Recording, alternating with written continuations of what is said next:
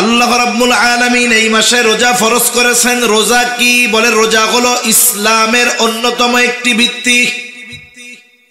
রাসূলুল্লাহ সাল্লাল্লাহু আলাইহি ওয়াসাল্লাম বলেন, বুনিয়াল ইসলামু আলা খামস, শাহাদাতি আল্লা ইলাহা ইল্লাল্লাহ ওয়া আন্না মুহাম্মাদার রাসূলুল্লাহ ওয়া ইকামিস সালাতি ওয়া ইতাইজ যাকাহ ওয়াল হজ্জি ওয়া সাওমি রমাদান। রাসূলুল্লাহ সাল্লাল্লাহু আলাইহি ওয়াসাল্লাম বলেন, ইসলামের ভিত্তি হলো পাঁচটি। এক নাম্বার, এই কথার সাক্ষ্য দেওয়া, আল্লাহ ইলাহা ইল্লাল্লাহ, আল্লাহ ছাড়া কোনো ইলাহা নাই। মুহাম্মাদুর রাসূলুল্লাহ সাল্লাল্লাহু আলাইহি ওয়াসাল্লামের রিসালাতের ব্যাপারে সাক্ষ্য দেওয়া, আল্লাহ ছাড়া ইলাহা নাই। ও আশহাদু আন্না মুহাম্মাদার রাসূলুল্লাহ, আমি আরো সাক্ষ্য দিচ্ছি যে মুহাম্মদ সাল্লাল্লাহু আলাইহি ওয়াসাল্লাম আল্লাহ তাআলার রাসূল। দুই নাম্বার, ওয়া ইকামিস সালাহ, নামাজ কায়েম করা। তিন নাম্বার, ওয়া ইতাইজ যাকাহ, যার উপরে যাকাত ফরজ হয়েছে যাকাত প্রদান করা। ওয়াল হজ, যার উপরে হজ ফরজ হয়েছে হজ করা। ওয়া সাওমি রমাদান, রমজান মাসে রোজা রাখা। এখন এই রমজান মাসে রোজা রাখবে কে? যে সুস্থ প্রাপ্তবয়স্ক বা বয়স্কা, সাথে সাথে যে মুসাফির নয়, মুকিম, যার বয়স হয়ে গেছে, যিনি অসুস্থ নয় এবং যিনি মুসাফির নয়, এই ধরনের মানুষ যারা, তারা রোজা রাখবে। এখন রোজা রাখার জন্য কয় বছর বয়স হওয়া লাগবে? আমাদের দেশে তো বলে 18 বছরের আগে নাকি সব শিশু। ছেলে মেয়ে বালেগ হয় কত বছরে? আমাদের দেশের সরকারি হিসাব বলে 18 বছর পর্যন্ত শিশু। এক্ষেত্রে এই হিসাবকে সামনে রাখা যাবে না, বরং দেখতে হবে ইসলাম কি বলেছে, ঠিক কিনা? রাসূলুল্লাহ সাল্লাল্লাহু আলাইহি ওয়াসাল্লাম জানায় দেন, আহাদুল বুলুগ, বালেগ হওয়ার সর্বশেষ সময় সীমা হলো চন্দ্র মাসের 15 মাস, চন্দ্র মাসের 15 বছর, মানে চন্দ্র বছর হিসাবে, চন্দ্র তারিখ হিসাবে 15 বছর। এই হিসাবে ইংরেজি তারিখে হয় 14 বছর 7 মাস। এর আগেও হতে পারে, 12 বছরে হতে পারে, 11 বছরে হতে পারে, 13 বছরে হতে পারে, 14 বছরেও হতে পারে। কিন্তু 14 বছর 7 মাস অতিবাহিত হয়ে যাবার পর কোন ছেলে অথবা মেয়েকে নাবালক শিশু বলার সুযোগ নাই। এজন্য অনেক মানুষ আছে, ছেলের বয়স 14-15, মেয়ের বয়স 15 বছর, তোরা এখনো পোলা পাইন, তোকে রোজা রাখা লাগবো না, বলে না এরকম? লেখাপড়া ডিস্টার্ব হইব, পরীক্ষা আছে রে, কষ্ট করে স্কুলে যাইতে হবো, তো রোজা রাখার দরকার নাই রে, কয় না এরকম? কত মায়া সন্তানের জন্য। এই বালেগ বা বালেগা ছেলে বা মেয়েটা যদি রোজা না রাখে, জাহান্নামের শাস্তি আছে না নাই? মনে করেন আপনার ছেলে রাত 3টা পর্যন্ত লেখাপড়া করে ঘুমাইছে, ঘুমের থেকে উঠবে 9টায়, ফজরের নামাজ তো নাই। এখন যদি সকাল 6টার সময় বাড়িতে আগুন লাগে, কি করবেন? আপনি কি বলবেন নাকি যে ছেলে তো 9টার আগে ঘুম থেকে ওঠে না, আগুন লেগে পুইড়া ঘর ছাই হয়ে যাক, কিন্তু পোলারে ডাক দেওয়া যাবে না, এমন করবেন? প্রয়োজনে নিজে পুড়ে হলেও আগুন থেকে আপনি বাচ্চাটারে বাঁচানোর চেষ্টা করবেন। আবার দেখেন আপনার সন্তান প্রাপ্তবয়স্ক হয়ে গেছে, নামাজ পড়ে না, রোজা রাখে না। নামাজ রোজা যদি না করে তার জাহান্নামের আগুনে পোড়া লাগবে। কিন্তু আপনি আপনার প্রাপ্তবয়স্ক সন্তানকে রোজা রাখান না, নামাজ পড়ান না, কেন? বলে কষ্ট হয়ে যাবে। ঘুম থেকে ডাক দেয় না কেন? বলে ফজরের নামাজের জন্য ডাক দেয় না কেন? 3টায় ঘুমাইছে, কষ্ট হয়ে যাবে আমার ছেলেটার। কেমন যেন এটা মোহাব্বত নয়, কেমন যেন নিজের হাতে নিজের সন্তানকে জাহান্নামের আগুনে দিয়ে দেওয়া। আপনি আজকে এটারে মোহাব্বত বলতেছেন, কিয়ামতের দিন ও যখন আল্লাহ না করুক যদি জাহান্নামী হয়, ও আপনার ব্যাপারে আল্লাহর কাছে অভিযোগ দায়ের করবে। ও বলবে রব্বানা ইন্না আতা'না সাদাতানা ওয়া কুবারানা ফাআযাল্লুনা আস-সাবিলা। বলবে ও রব ইন্না আতা'না সাদাতানা ওয়া কুবারানা, আমরা আমাদের বড়দের অনুসরণ করেছি, নেতাদের অনুসরণ করেছি, আমাদের অভিভাবকদের অনুসরণ করেছি। ফাআযাল্লুনা আস-সাবিলা, তারাই আমাদেরকে পথভ্রষ্ট করেছে, তাদের কারণে আজকে আমরা জাহান্নামী হয়েছি। আল্লাহ তাআলার কাছে তারা বলবে রব্বানা আতিহিম যিফাইনি মিনাল আযাবি ওয়ালআনহুম লা'নান কাবীরা। যেই সন্তানকে রোজা রাখতে দেন নাই স্বাস্থ্য নষ্ট হয়ে যাবে এটা চিন্তা করে, যেই মেয়েকে রোজা রাখতে দেন নাই স্বাস্থ্য নষ্ট হয়ে যাবে এই চিন্তা করে, যেই ছেলেকে নামাজের জন্য ডাকেন নাই তার কষ্ট হবে এই জন্য, ওই সন্তান আল্লাহ না করুক যদি জাহান্নামী হয়, কিয়ামতের দিন আল্লাহর কাছে ওই অভিভাবকের ব্যাপারে অভিযোগ দায়ের করবে, বলবো ওনার কারণে জাহান্নামী হয়েছে। যখন গ্রামে মারামারি হয়, আপনাদের অঞ্চলে মারামারি টারামারি হয় নাকি? গ্যাঞ্জাম হয় না মাঝে মধ্যে?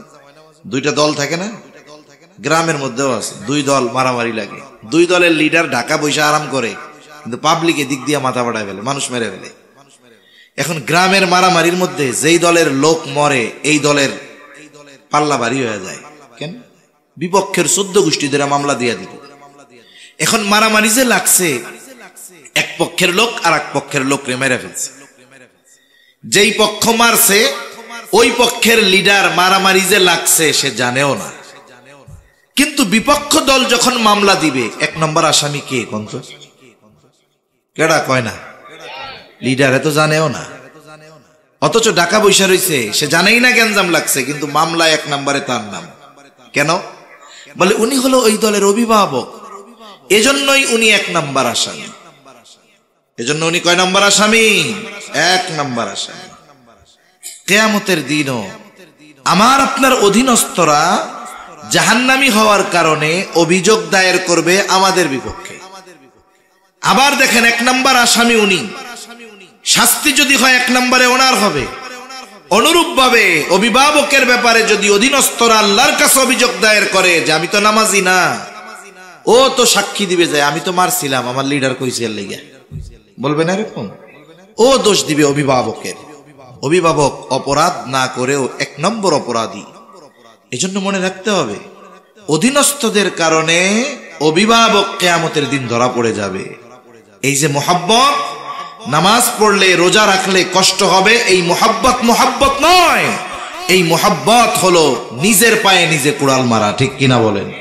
সন্তানটাও জাহান্নামে যাবে, এই মায়া যে দেখাবে তার জন্য জাহান্নামে যাওয়া লাগতে পারে।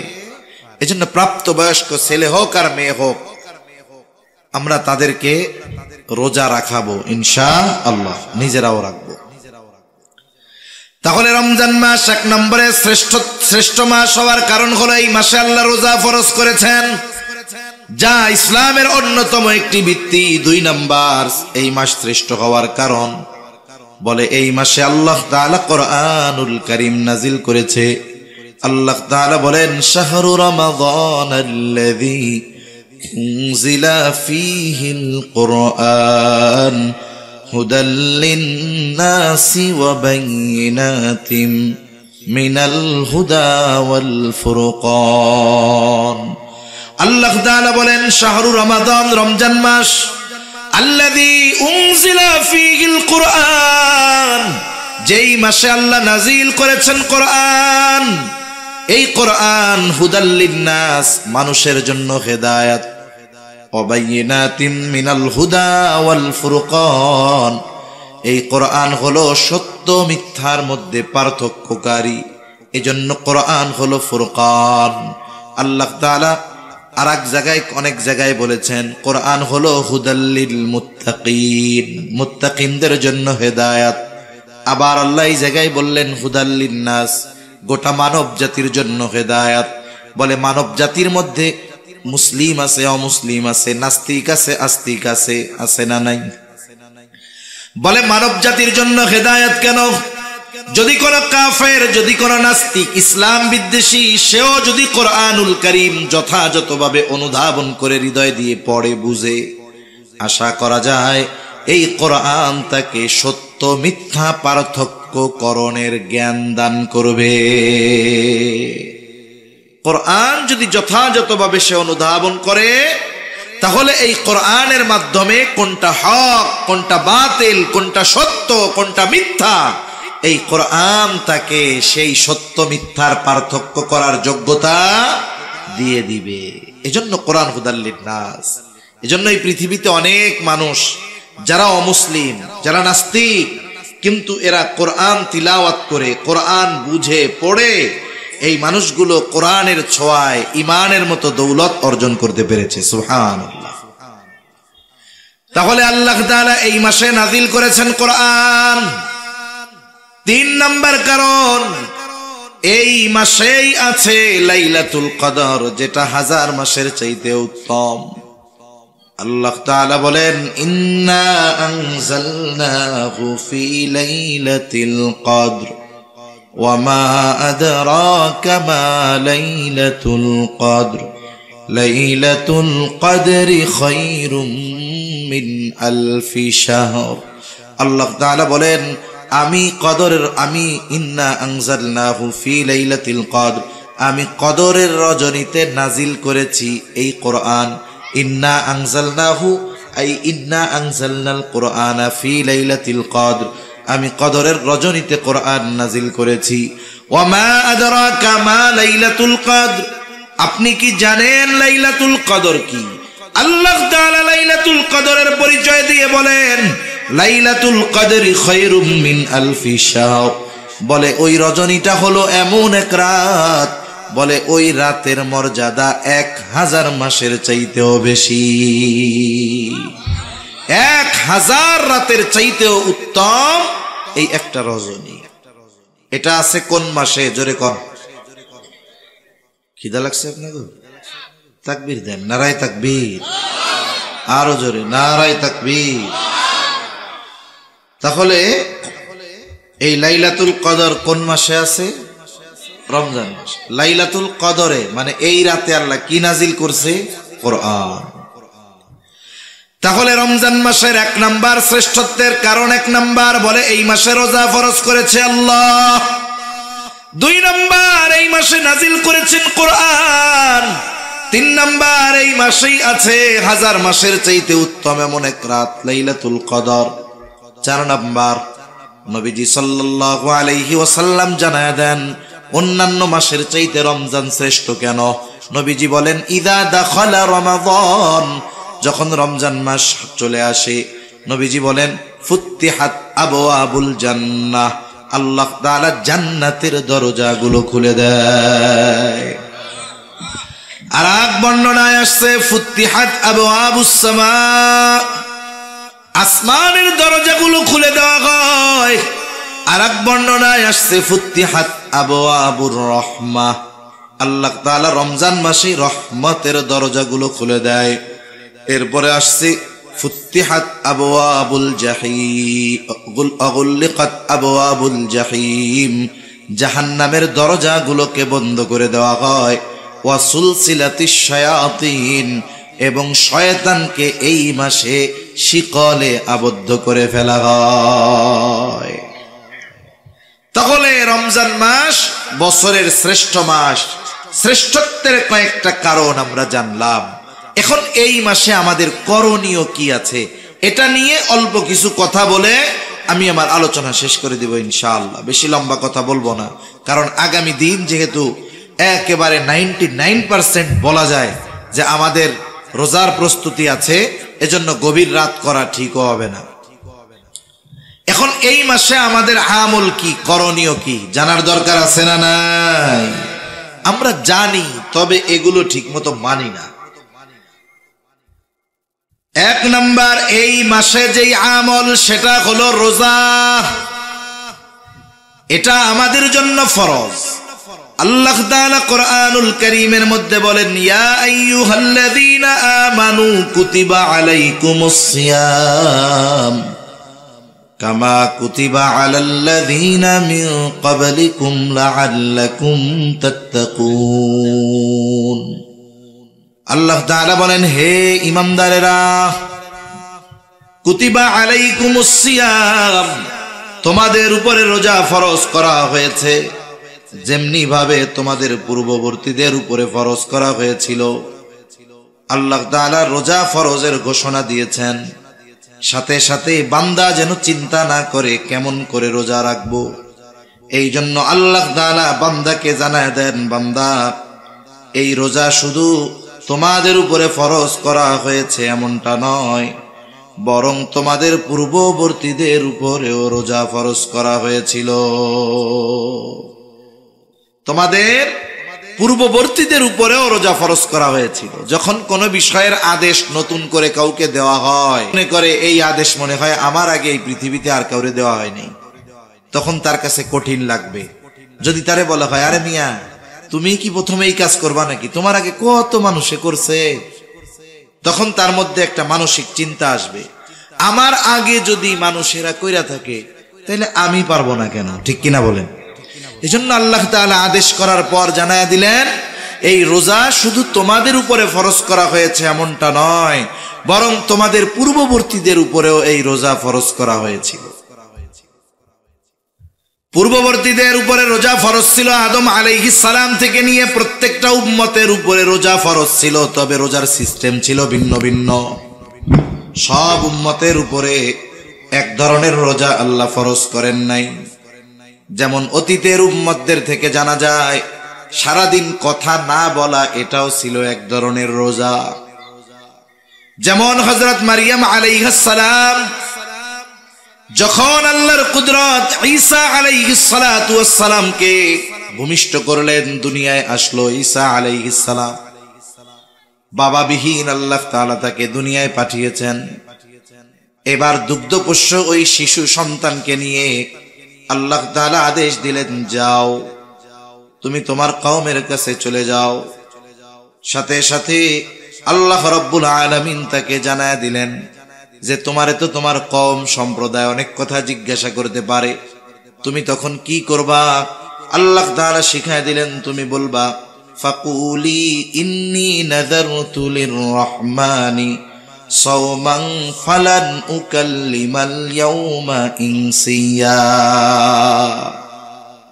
যখন আসছে নিয়া, বিবাহ শাদী হয় নাই, কোলে বাচ্চা, স্বাভাবিক মানুষেরা তো খারাপ বলতেছে, জিজ্ঞাসা করতেছে পোলা কার, এই কার। সে এখন বলে, আমি আজকে দয়াময়ের প্রতি সাথে ব্যাপারে এই মানত করছি যে আজকে আমি রোজা, আজকে আমি আর কোনো কথা বলতে পারবো না। তার মানে দেখুন, সারাদিন কথা না বলা এটাও রোজার একটা সিস্টেম ছিল, যে আমি আজকে মানত করেছি এটা, যে আমি আজকে রোজা, যার কারণে ফালান উকাল্লিমাল ইয়াওমা ইনসিয়া, আমি তোমাদের সাথে কোনো কথা বলতে পারবো না আজকের এই দিন। এখন কথা না বললে বাস্তব অবস্থা কি জানা যাবে? ঘটনা কি তো কিছু জানা যাবে না। এবার তারা বলা বলি শুরু করতেছে, ইয়া উখতা হারুনা মা কানা আবুকি ইমরাআ সাউইন ওয়া মা কানাত উম্মুকি বাগিয়া।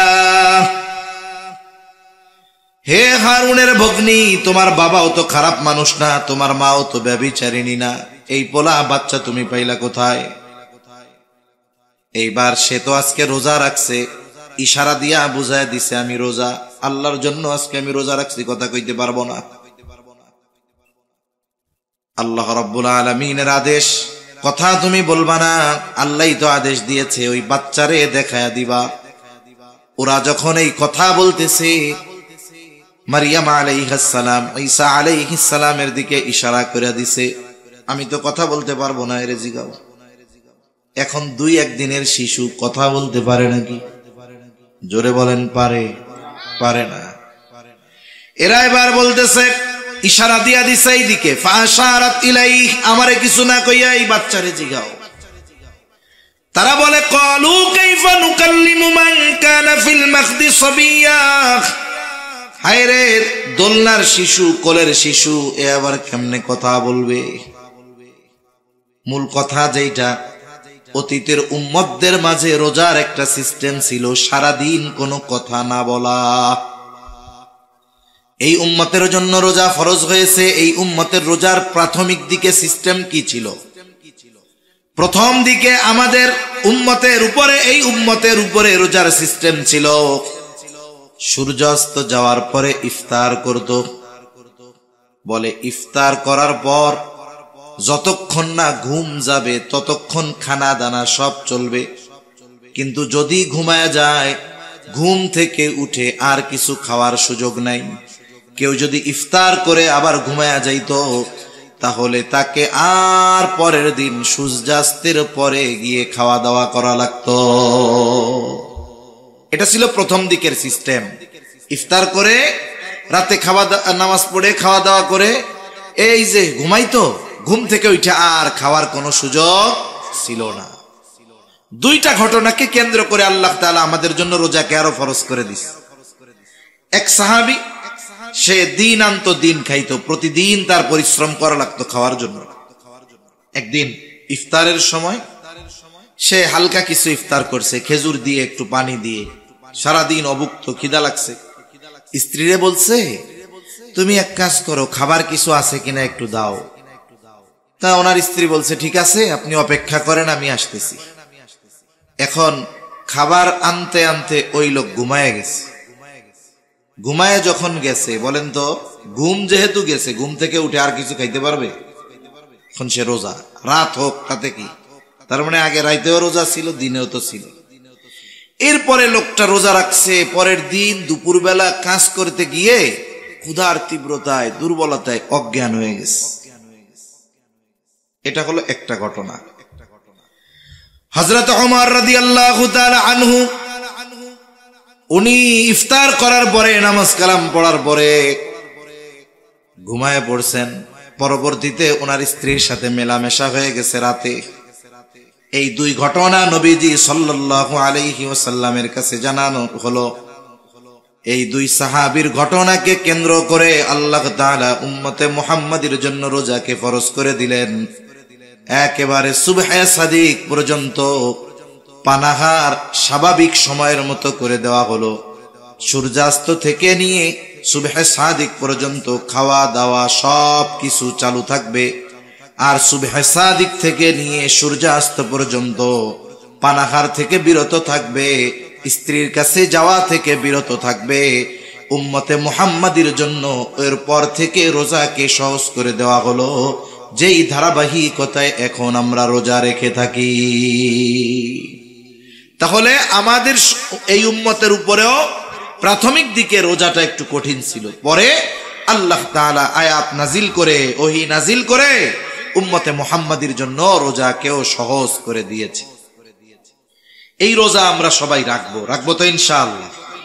শোনেন, যারা বালেগ হয় নাই এদেরও রাখায় অভ্যস্ত করব।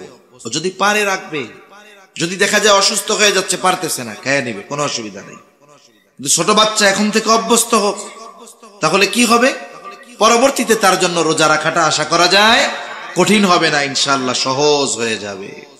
এখন এই কষ্ট করে যে আমরা রোজা রাখবো, এই রোজার প্রতিদান কত বেশি অনেক হাদিস বলা যাবে। আমি অল্প কয়েকটা হাদিস আপনাদের সাথে একটু আলোচনা করব।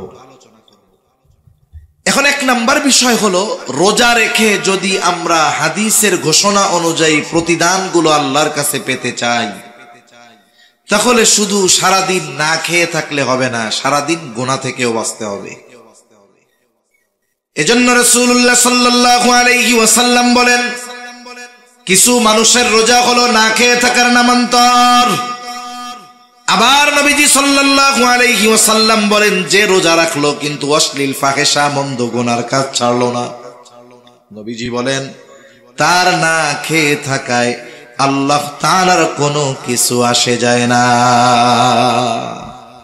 তার মানে কোনো ব্যক্তি যদি রোজা রেখে গুনাহ করে, চোখের গুনাহ, হাতের গুনাহ, জবানের গুনাহ, পায়ের গুনাহ, এই গুনাহ যদি করে তাহলে তার রোজাটা কি হয়? শুধু ফরজ আদায় হয়। ওই রোজার দ্বারা যে প্রতিদানের কথা আসছে হাদিসে, এগুলো কিছুই সে পাবে না। রোজার প্রতিদান পাওয়ার জন্য রোজা হতে হবে গুনাহমুক্ত। গুনাহযুক্ত রোজা যদি হয় তাহলে ওই রোজা কেমন যেন 133 পেয়ে পাশ করার মতো। 133 পেয়ে যে পাশ করবে, সে এই পাশের কথা মানুষের সামনে বলতেও লজ্জা পাবে, ঠিক কিনা বলেন? কতজন তারে টিটকারি করে বলবে, এক কম পাইতা তাহলে আরো ভালো হইতো, আগামী বছর পরীক্ষা দিয়ে আর একটু ভালো রেজাল্ট করতে পারতাম, এখন তো সেই সুযোগও নাই, পাইছো মাত্র 33। এরকম টিটকারি করবে মানুষ তাকে। আর যে পাশ করছে কিন্তু 190 পাইছে, 95 পাইছে, ও মানুষের সামনে বুক ফুলায় বলবে আমি গোল্ডেন A+ পাইছি, ঠিক কিনা বলেন? তাহলে দুইজনেই পাস, 33 পাওয়া পাস আর 190 পাওয়া পাস, দুইটা কি সমান? আমি আপনি সারাদিন কষ্ট করে না খেয়ে থাকলাম, তৃষ্ণায় কষ্ট করলাম, ক্ষুধায় কষ্ট করলাম, এখন যদি একটু গোনার কারণে প্রতিদান বঞ্চিত হয়ে যায়, এর চাইতে বোকামি আর কোনো কিছু হতে পারে? এই জন্য রোজা রেখে অনেকে সময় কাটানোর জন্য মোবাইল দেখবে, টেলিভিশন দেখবে, গল্প গুজব করবে। আমার মা বোনেরা, রোজার মাস 2 বেলা রান্না বান্না নাই, সকালে আর রাত দুপুরে, এবার বসে বসে তিন চারজন এক জায়গায় হয়ে দুনিয়ার সব গল্প শুরু করবে। দেখা যাবে এটা একসময় গীবতের মজলিস হয়ে গেছে, ঠিক কিনা বলেন? এজন্য রোজা রেখে সকল ধরনের গুনাহ থেকে যদি না বাঁচি, বলে ওই রোজা রাখা না রাখায় আল্লাহর কিছু আসে যায় না, ফরজটা আদায় হলো ঠিক, কিন্তু রোজার প্রতিদান থেকে সে বঞ্চিত হলো। এজন্য আমরা সবাই রোজার প্রতিদান চাইতো। রোজার প্রতিদান কত বড়!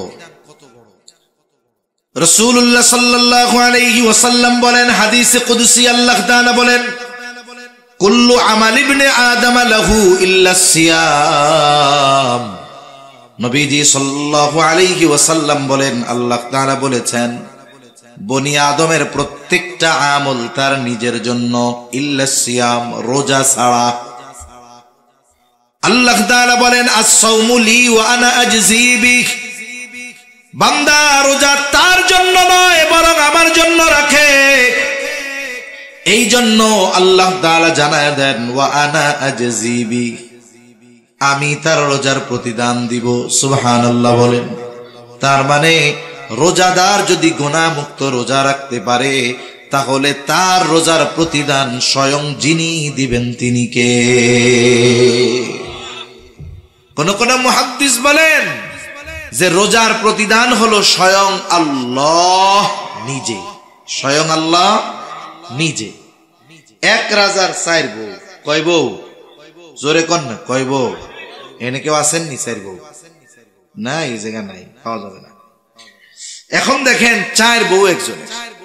এখন ওই রাজা তার 4 বউরেই বলছে, আজকে আমার রাজ্যের ধনভাণ্ডার তোমাদের জন্য ওপেন, খুলে দিলাম, যার যা মন চায়, যত মন চায় নেও।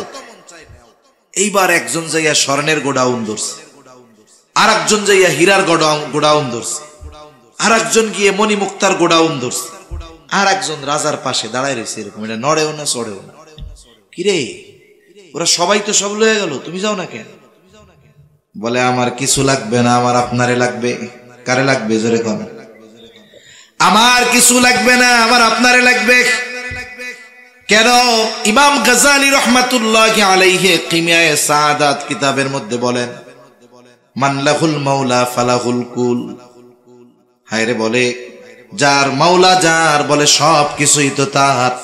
বলে রাজা, আমার কিছু লাগবে না, আমার আপনাকে লাগবে। আপনাকে যদি আমি পেয়ে যাই, সবকিছুই আমার হয়ে যাবে। কেমন যেন রোজাদার, প্রকৃত রোজাদার আল্লাহকে পেয়ে যাবে, যে তার রোজার বিনিময় হবে রব। সে আল্লাহর কাছে যা মন চায় তা চাইতে পারবে, আল্লাহ তাআলা তাকে তাই দিবে। সুবহানাল্লাহ। এজন্য বলেন, রোজার প্রতিদান স্বয়ং আল্লাহ নিজে। সুবহানাল্লাহ। আবার আল্লাহ রাব্বুল আলামিনের নবী জানায় দেন, যারা দুনিয়ায় আল্লাহর জন্য পিপাসিত থাকবে, তৃষ্ণায় বুকের ছাতি ফেটে যায়, তাও পানি আছে ঘরে, ফ্রিজে, জগে, কলে, সব জায়গায় পানি আছে, কেউ দেখে না। শুধুমাত্র চিন্তা করে, পানি পান করলে কেউ না দেখলেও কে দেখবে? জোরে বলেন। এই চিন্তায় আল্লাহর জন্য যারা পিপাসায় কষ্ট করে, তৃষ্ণার্ত থাকে, নবীজি জানায়া দেন, আল্লাহ তাআলা ওই মানুষগুলাকে কিয়ামতের দিন নিজে পানি পান করাবে। দুনিয়ার গরমের তৃষ্ণায় কষ্ট বেশি না আখিরাতে কষ্ট বেশি হবে? ওই দিন আল্লাহ তাআলা যারা দুনিয়ায় আল্লাহর জন্য তৃষ্ণায় কষ্ট করেছে, আল্লাহ তাআলা ওই দিন তাদেরকে স্বয়ং নিজে পানি পান করাবে। আবার রোজাদার আল্লাহ তাআলার কাছে কত প্রিয়। রাসূল আকরাম সাল্লাল্লাহু আলাইহি ওয়াসাল্লাম বলেন, লা খুলুফু ফামিস সাইমি আতয়াবু ইনদাল্লাহি তাআলা মির রিহিল মিস্ক। রোজাদার রোজা রাখার কারণে পাকস্থলীতে দীর্ঘ সময় পানি যায় না, খাবার যায় না, যার কারণে পাকস্থলী শুকনা হয়ে যায়। এই কারণে একটা গন্ধ আসে মুখ দিয়া। নবীজি সাল্লাল্লাহু আলাইহি ওয়াসাল্লাম বলেন, রোজাদারের রোজা রাখার কারণে তার মুখে যেই গন্ধ হয়, আল্লাহ তাআলার কাছে রোজাদারের এই মুখের গন্ধটা মেশক আম্বরের চাইতে বেশি প্রিয়।